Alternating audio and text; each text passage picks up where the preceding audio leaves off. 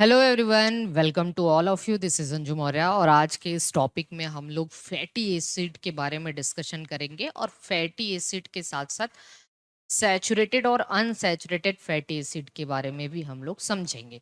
तो सबसे पहले हम ये देखेंगे कि भाई फैटी एसिड होता क्या है। तो देखिए, फैटी एसिड क्या होता है, एक हाइड्रोकार्बन की चेन हो और उसमें एक कार्बोक्सिलिक ग्रुप एंड पर प्रेजेंट हो, तो इसको हम फैटी एसिड कहेंगे। जैसे हमने यहाँ पे लिखा हुआ है चेन ऑफ हाइड्रोकार्बन, ठीक है, chain of hydrocarbon having one carboxylic group at the end. तो इसको हम इस तरीके से लिख सकते हैं CH3 CH2 CH2 CH2 COOH, है ना। इसको इस तरीके से लिखा जा सकता है, जिसमें आप देखेंगे कि ये जो हाइड्रोकार्बन की चेन है जिसको R से हमने डिनोट किया है, ये नॉन पोलर या हाइड्रोफोबिक है, क्योंकि हाइड्रोकार्बन क्या होता है, हाइड्रोफोबिक होता है, वाटर हेटिंग होता है, जबकि कार्बोक्सिलिक ग्रुप क्या है, वो पोलर या हाइड्रोफिलिक है। तो फैटी एसिड क्या हुआ है, a chain of hydrocarbon having one carboxylic group at end, इसको हम लोग फैटी एसिड कहते हैं। फैटी एसिड में एक हाइड्रोकार्बन चेन और एक कार्बोक्सिलिक ग्रुप एंड पर होना चाहिए। अब जो आपके पास जो हाइड्रोकार्बन की चेन है वो नॉन पोलर है और कार्बोक्सिलिक ग्रुप एक पोलर ग्रुप है, मतलब दोनों ही ग्रुप एक मॉलिक्यूल के अंदर हैं या एक कंपाउंड के अंदर हैं, तो आप इसको कह सकते हैं एम्फीपैथिक मॉलिक्यूल। एम्फीपैथिक का मतलब होता है ऐसे मॉलिक्यूल जिनके पास पोलर और नॉन पोलर दोनों ही ग्रुप प्रेजेंट हैं, उनको हम एम्फीपैथिक मॉलिक्यूल के नाम से जानते हैं। अब देखिए, जरा ध्यान से समझिए, जो आर की वैल्यू है, आर मतलब जो हाइड्रोकार्बन चेन है, आर की वैल्यू एक कार्बन से लेके 19 कार्बन तक हो सकता है। अगर आर की वैल्यू एक कार्बन है, ध्यान समझना, हमने पूरे हाइड्रोकार्बन चेन को आर से डिनोट कर दिया है, और अगर आर और एक कार्बोक्सिलिक ग्रुप तो रहेगा ही रहेगा, तो आर की वैल्यू अगर एक कार्बन है तो वो सबसे सिंपलेस्ट फैटी एसिड होगा। और सबसे सिंपलेस्ट फैटी एसिड में दो कार्बन हो जाएगा, क्योंकि एक आर वाला कार्बन और एक कार्बोक्सिलिक वाला कार्बन।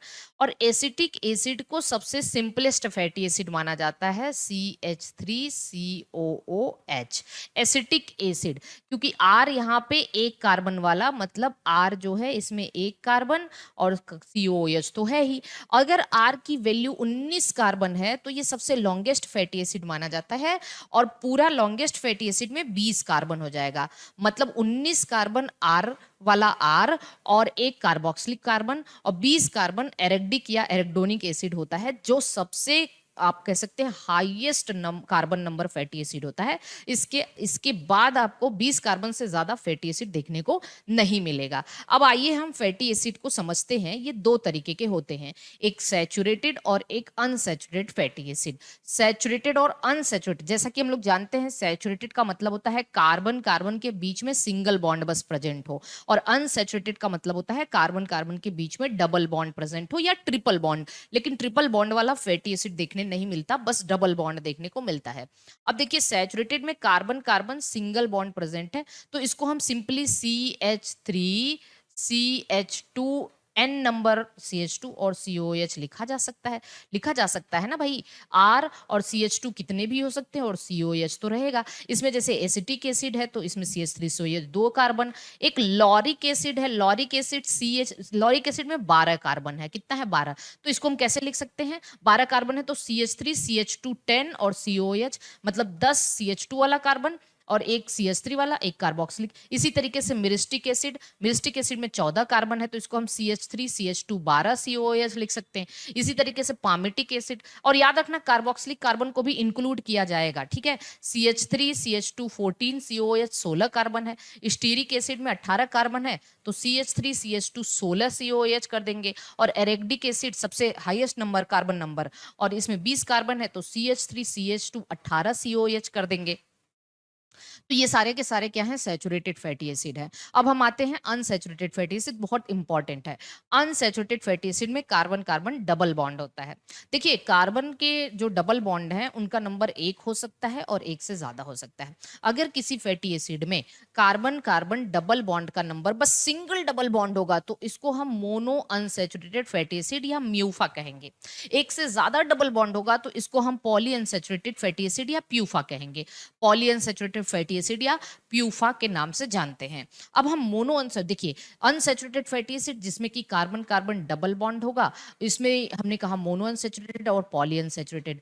मोनो अनसैचुरेटेड म्यूफा, इसमें दो एग्जांपल है, पामिटोलेइक और ओलेइक। पामिटोलेइक में 16 कार्बन है, जैसे पामिटिक एसिड सैचुरेटेड था, ये अनसैचुरेटेड, इसमें एक डबल बॉन्ड है। ओलेइक में 18 कार्बन है, एक डबल बॉन्ड है।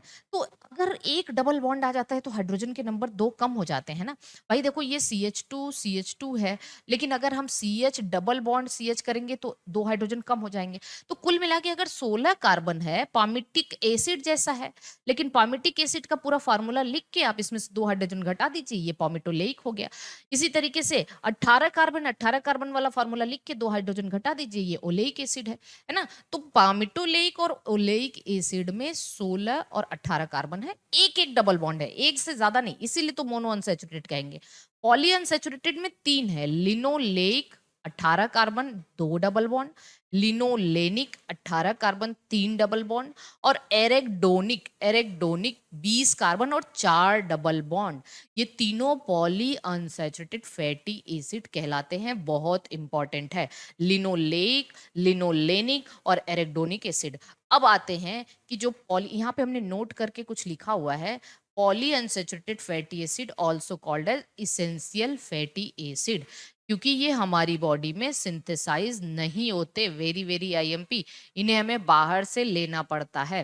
Note number second, essential fatty acid like arachidonic acid are precursors of prostaglandin and interleukins. देखिए प्रोस्टाग्लैंडिन का प्रिकर्सर होता है essential fatty acid, arachidonic acid. Prostaglandin क्या है? ये लोकल हार्मोन है, फर्स्ट ऑब्जर्व्ड इन सीमेन में देखा गया था। ये सेमिनल वेसिकल सिंथेसाइज करता है इसको, और ये जब सीमेन डिस्चार्ज होता है ह्यूमन जेनेटल ट्रैक्ट में, तो ये यूट्राइन मसल के कॉन्ट्रैक्शन को प्रमोट करता है ताकि स्पर्म ऊपर जा सके फेलोपियन ट्यूब की तरफ।